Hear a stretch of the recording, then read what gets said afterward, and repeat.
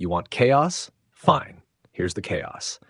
The Browns came out swinging early, then looked like they left the keys to the offense in a different zip code.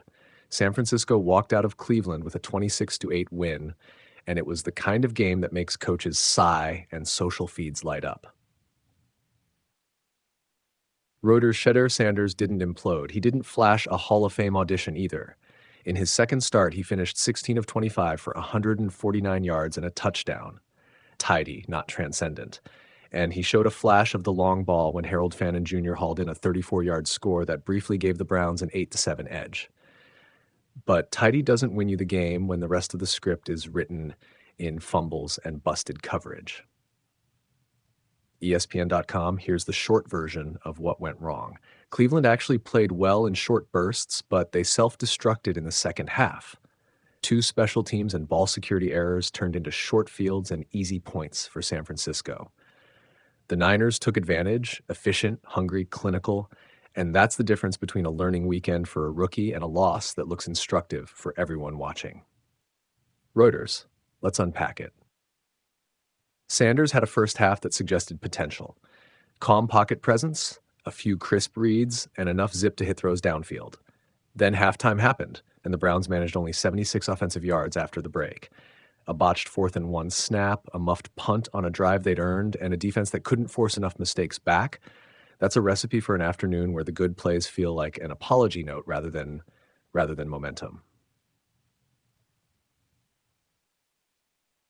You always hear coaches say young quarterbacks need reps. That's true. But reps become useful only when the rest of the unit prevents turnovers and masks rookie rough edges. When the offense is sputtering and special teams gift-wrap momentum to the opponent, the narrative shifts fast. Is the rookie ready, or is the team structure failing him? Cleveland's offense looked like architecture under construction, but the foundation, ball security, situational play calling, clean snaps, cracked at the worst times. Reuters now about the stuff that blew up online. After the game, a reporter asked Sanders whether Kevin Stefanski's aggressiveness, specifically the team's 4th down decisions, was the right call. Sanders didn't bite. He called the question rude and declined to throw his coach under any bus.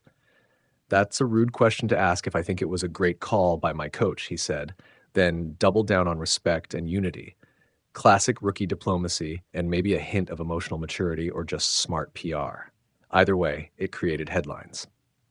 Fox News that moment matters because it colors the room. If the quarterback is quick to defend the staff, even when the decisions look questionable, reporters and fans will fill in the rest. Some read loyalty as control, others read it as avoidance. But here's what actually matters to wins and losses: clarity on the field, not the sound bites off of it. Coaches need to explain choices to players so the players can own the execution. Right now, that link seems loose in Cleveland. ESPN.com. And yet, the organization appears committed to the experiment. Stefanski confirmed Sanders will keep the start next week against the Tennessee Titans, a 1-11 team on paper, and a softer matchup to keep the rookie's growth trajectory rolling. That's a classic developmental move. Give the young QB more reps in-game to see whether flashes become habits under less pressure. The Browns are betting on process over panic. ClevelandBrowns.com. So what should fans actually watch for next? 3 things. First, situational ball security. If the Browns can stop the embarrassing turnovers, the muffed punts, the bad snaps, the preventable fumbles, the offense will look sharper immediately. Quarterback development is 60% throws and 40% not losing the ball. Fix the latter, and the former breathes. Second, 3rd down offense. Sanders' numbers were decent, but Cleveland converted just 3 of 15 3rd downs. That's not a quarterback problem alone. It's play calling, protection, route timing, and sometimes simply personnel execution. If the Browns can string together even one long 3rd down drive next game, that could change how the offense approaches pressure situations. Third, chemistry with the top targets. Sanders openly talked about needing to get on the same lens as his receivers, especially Jerry Jeudy, after a visible sideline frustration on a missed deep shot. Building trust with your primary pass catchers is a sprint in practice, but a marathon in games. Expect to see more quick reads, more schemed opportunities to get Jeudy matched up one-on-one, and more throws Sanders already trusts, the ones to tight ends and backs in controlled areas where yards after catch can mask timing hiccups.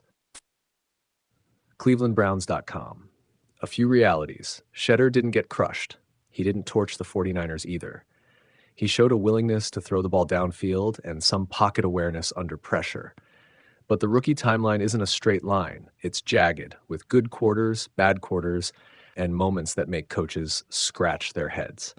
Cleveland will get multiple looks at what he can be over the next 5 games. Whether those look like steady progress or ongoing question marks will define the offseason conversation. Here's the emotional truth. Fans want instant clarity, a binary starter or bust. But football is a team sport measured in 53-person increments. A quarterback, particularly a rookie, needs help. Clean snaps, clever calls, calm special teams, and a defense that keeps games within reach. Take any one of those away, and the tape becomes a highlight reel for critics.